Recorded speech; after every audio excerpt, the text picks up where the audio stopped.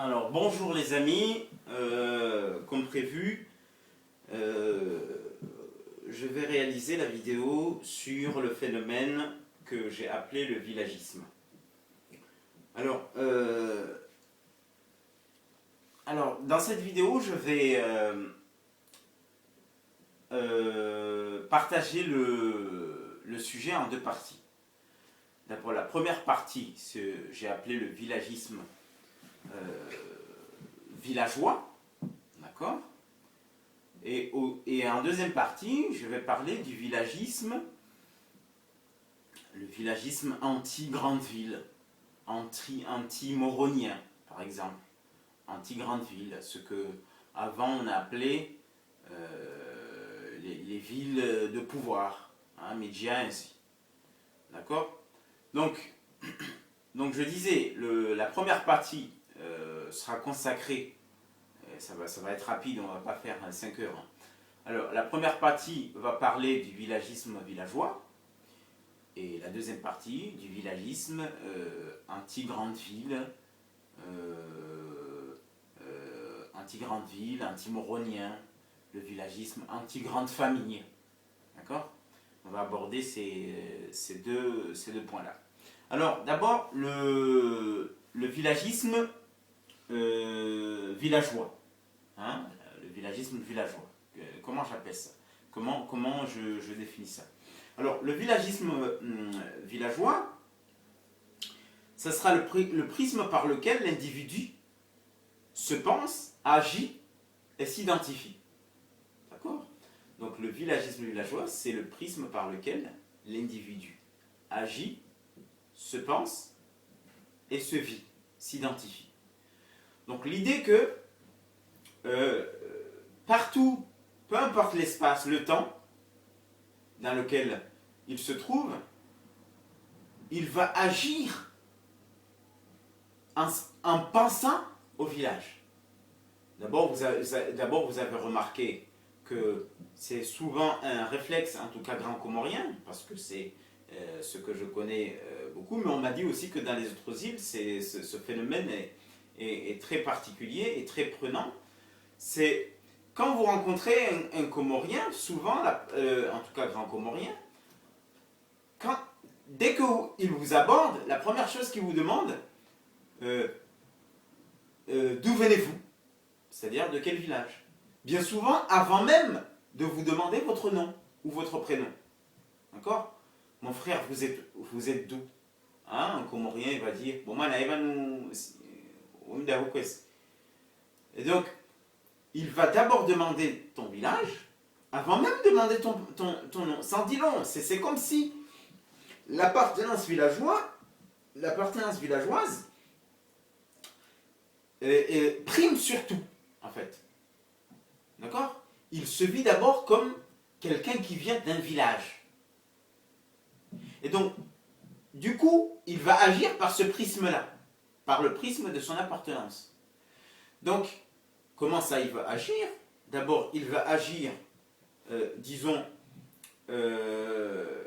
politiquement, c'est-à-dire que ses choix politiques, plus particulièrement électoraux, même si effectivement ça change, mais souvent c'est comme ça, il va agir, ses choix politiques vont aller dans le sens de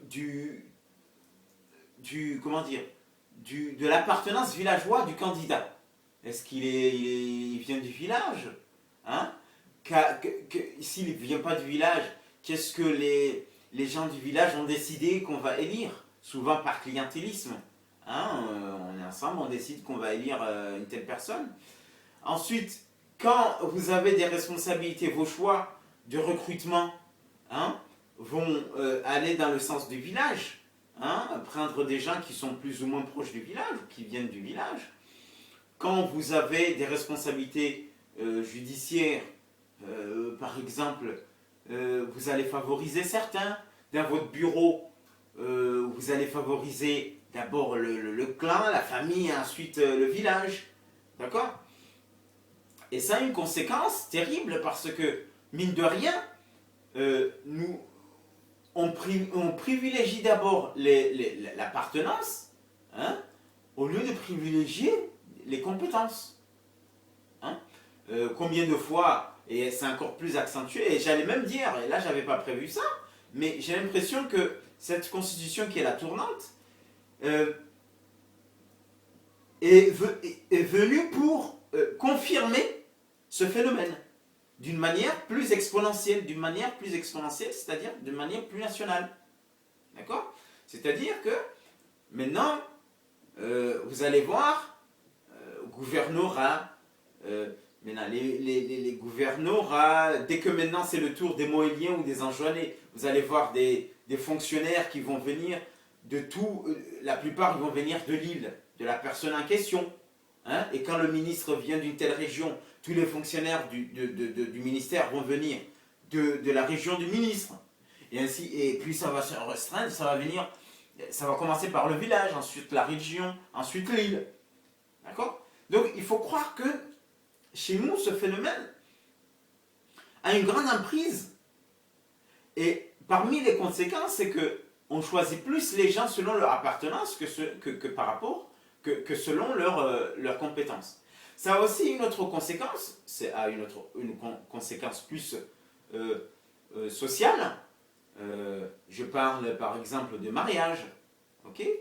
Nous assistons souvent à des mariages forcés ou de convenance, que ce soit pour les hommes ou les femmes, parce que il y a une autre raison qui est le grand mariage, parce que aussi le grand mariage suppose qu'on épouse quelqu'un du village pour que le grand mariage soit bien réussi, selon certains. Et il y a là un phénomène de villagisme social. C'est-à-dire, on se retrouve dans une sorte d'endogamie villageoise qui fait que on est obligé, donc une fille aînée ou un garçon aîné de famille distinguée, respectable, doit obligatoirement épouser un jeune homme ou une jeune fille ou une jeune femme de son village. D'accord? Donc nous avons là ce que nous appelons le villagisme social. Le villagisme social. Donc mariage forcé et tout ça. Endogamie villageoise. Et tout ceci englobé, et j'allais aussi dire, il y a aussi ce villagisme associatif, qui est aussi la conséquence de ce prisme par lequel l'individu s'identifie.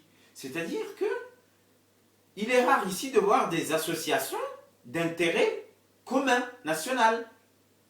La cause de l'handicap, la cause des violences faites aux femmes, hein, la cause de l'eau, hein, qui engloberait des gens qui veulent travailler pour un intérêt national. Mais c'est toujours des associations villageois pour le projet d'un tel village, d'accord, et souvent par compétition intervillageois. Et ça me permet aussi de rebondir aussi sur cette espèce de conflit villageois qu'on assiste souvent, qui peut même, ne serait-ce que à cause de matchs de football ou à cause d'une histoire anodine, provoquer une guerre, un conflit qui peut aller même jusqu'à provoquer la mort. Ou même, des fois, une histoire de mœurs, quelqu'un qui est venu séduire une femme de notre village que le sien, qui peut provoquer une haine des gens du village envers l'autre, comme si c'était un intrus. Alors que c'est quand même, c'est un Comorien comme nous. Entre des villages qui font même pas 30 minutes de marche, n'en parlons plus de voiture. C'est quand même extraordinaire. Hein, des petites îles comme ça, allez cultiver ce phénomène, c'est extraordinaire. Et tout ceci, ces associations, alors certains vont me dire, bon, ces associations villageoises, quelque part ils sont obligés de le faire parce que l'État ne le fait pas. Bon, moi, oui, c'est l'histoire de la poule et de l'œuf. Est-ce que si l'État ne le fait pas, est-ce que c'est parce que les villageois le font ou les villageois le font parce que l'État ne le fait pas? Moi, j'opterais pour la revendication des droits, si ça ne tenait qu'à moi. Au lieu de se substituer à l'État et faire du système D, et faire de la débrouillardise villageoise pour s'en sortir quand il n'y a pas de l'électricité, au lieu de se casser la tête à les réaliser, il y a un chemin plus simple. Hein. c'est descendre dans la rue et demander ses droits. Si vous ne voulez pas descendre dans la rue, sanctionnez les responsables politiques par les urnes, par exemple. Hein, ne lisez pas les mêmes qui vous volent. Donc pour moi, c'est une fausse excuse de dire que on réalise tout ça parce que l'État a démissionné. Non, c'est aussi encourager la démission de l'État. Moi, je vois les choses comme ça. Et tout ce phénomène du villagisme social et politique a une conséquence encore plus grave parce que c'est la conséquence qui a trait à la cohésion nationale. Comment s'identifier à un pays si on s'identifie d'abord à un village? C'est un phénomène, c'est un dit long. Si d'abord on s'identifie à son village, à son quartier, comment s'identifier comme nation? Si on voit l'autre de l'autre village comme un intrus, comme un étranger, comment pouvez-vous, vous deux, vous identifier à un pays? D'accord? Et là, jusque-là, là on fait des constats, je parle des conséquences. Mais il faut aussi s'interroger, pourquoi ce phénomène en fait? D'où vient ce phénomène? Et moi j'ai une hypothèse, c'est à mon avis, ça vient du fait que, avant, jusqu'à l'arrivée de ce qu'on appelle les Chiraziens qui ont fondé les sultanats, l'organisation sociale du pays était basée sur le phénomène, sur ce qu'on appelait les bédjas, c'est-à-dire l'organisation villageoise où il y avait des bédjas qui organisaient les villages. Donc chacun s'identifiait dans son village, il n'y avait pas visiblement une communauté nationale, en tout cas un gouvernement, en tout cas une force coercitive, comme dirait Max Weber. Bon, on ne va pas aller dans ce sens-là, parce que j'allais dire, comme dirait Max Weber, l'État est le seul détenteur de la violence légitime. C'est pour dire qu'aux Comores, il n'y avait pas cet État qui détenait la violence, en tout cas l'autorité, et on se retrouvait dans une organisation de bédjas, chacun dans son village. D'accord? Maintenant, on est passé après cela, on est passé à une organisation sultanesque, qu'on a appelé les sultans batailleurs. Donc chacun était dans son sultanat, dans son coin, dans son village, il se battait, mais il n'y avait pas cette nation. D'accord?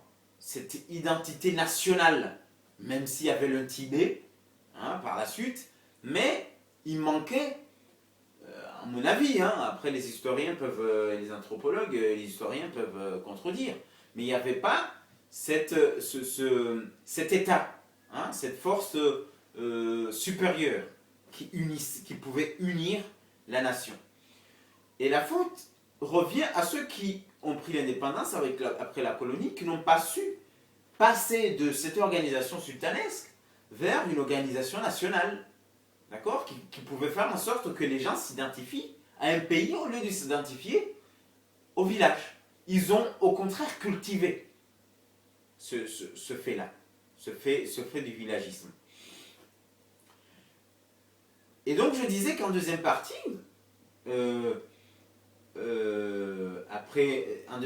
j'allais parler du villagisme anti-moronien, anti-grande ville, qu'on appelait les villes de pouvoir, hein, Midjans. Aujourd'hui, on a toujours des jeunes qui nourrissent une haine par rapport aux grandes villes, par rapport à Moroni, par rapport à Mitsamioui, par rapport à Moutsamouni, Domoni. Hein? Comme s'ils étaient restés à une époque où, dans les années 80, dans les années 80, le pouvoir politique et économique était détenu par ces grandes villes, même par des grandes familles. D'accord? Aujourd'hui, il y a une haine envers, quand on attend des jeunes qui vont souvent vous dire ouais, mais c'est moronien, c'est mitsamoulien, ils se prennent pour qui? Hein? Moi, j'ai appelé ça un complexe anachronique. Je pense que c'est un peu dépassé tout ça. Parce que si on regarde bien, le pouvoir aujourd'hui est entre les mains de villageois, de petits villages. Les grandes villes n'ont plus de pouvoir. On se trompe de cible, de responsable de nos maux. Ceux qui sont responsables de nos maux aujourd'hui, qui gouvernent, ce sont des gens qui viennent de petits villages. Depuis un petit moment, il y a une nouvelle génération de politiques qui ne viennent plus des grandes villes. Hein? Le pouvoir économique, pareil. Et ces grandes familles qu'on critique à tort ou à raison, ils n'ont plus rien que le nom. Ils n'ont plus rien comme héritage que le nom. Ce n'est plus les grandes familles d'un temps. Et ça, ce phénomène, on le voit même dans les petits villages. Parce que même dans les petits villages, il y a des grandes familles. Hein? Parce que, comme je dis, j'ai tendance à le dire, avant, ceux qui partaient, hein, à partir d'un certain moment, ceux qui partaient venir ici pour s'enrichir, à un moment où on pouvait s'enrichir à l'extérieur, ce n'est pas les grandes familles qui, eux, avaient leurs terres, avaient leur richesse d'animaux, qui ne voyageaient pas souvent, qui restaient au pays. Mais au fil du temps, ils ont perdu cette richesse, et ceux avant, qui n'avaient pas, qui n'étaient pas de bonnes conditions, sont partis à l'extérieur. Maintenant, c'est eux qui sont venus construire, okay, qui ont acquis un certain niveau de richesse, d'accord, et de conditions que les grandes familles envient même aujourd'hui. Parce que ces grandes familles n'ont plus que le nom. C'est un peu pareil pour le pouvoir. Les grandes villes n'ont que le nom. D'accord? C'est pas eux qui ont le pouvoir économique et le pouvoir politique. Donc c'est se tromper de cible que s'en prendre à ces grandes familles et à ces